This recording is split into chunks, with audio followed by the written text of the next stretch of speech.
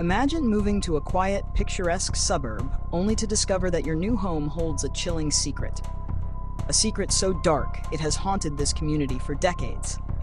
Today, we unravel the true story of a woman who disappeared under the most mysterious circumstances, leaving behind a trail of clues that baffled even the FBI.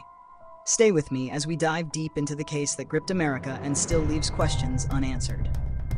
In the summer of 1987, in the affluent suburb of Ravenswood, Maryland, a 34-year-old woman named Laura Griffith vanished without a trace. Laura had recently moved to the neighborhood, purchasing an old Victorian-style house at the end of Ravenwood Lane. It was the kind of place that looked perfect on the outside, but carried an air of quiet unease. Laura was a journalist, known for investigating corruption and exposing hidden truths. She had recently finished an explosive report on local government scandals. Though she lived alone, Laura had a reputation for being sharp, independent, and determined, a woman who didn't scare easily.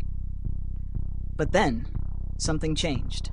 One late evening, her neighbors reported seeing Laura pacing outside her home, talking to someone on the phone. Witnesses recalled her looking visibly agitated. That night, she called her sister, Emily, and said something cryptic. "If anything happens to me, look in the study. You'll find everything there." The next morning, Laura was gone. When police arrived at her house, they found her car in the driveway, her phone on the kitchen counter, and the door slightly ajar. Inside, the scene was chilling. There were signs of a struggle, a broken lamp, papers scattered across the floor, but no blood, no signs of forced entry, and no clear evidence of what had happened.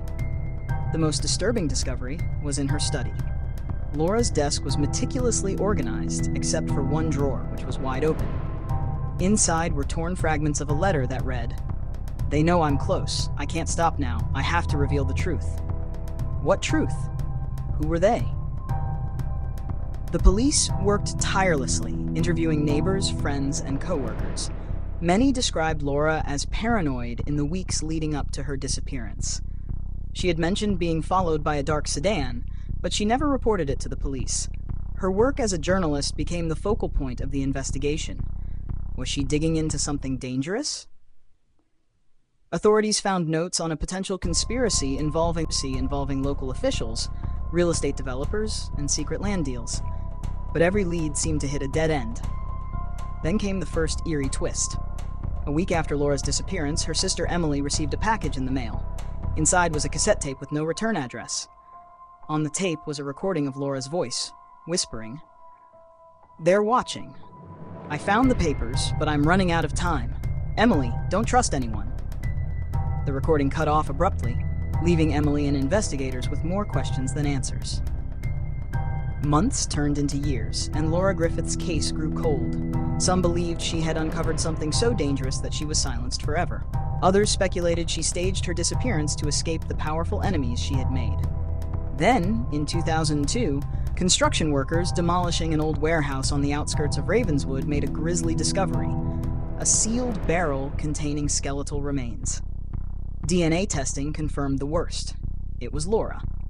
The position of her body suggested she had been tied up, and forensic analysis revealed that she had likely died shortly after her disappearance. But who put her there? Despite reopening the investigation, the case remains unsolved to this day. Theories abound: corrupt officials, a dangerous informant, or even someone close to her.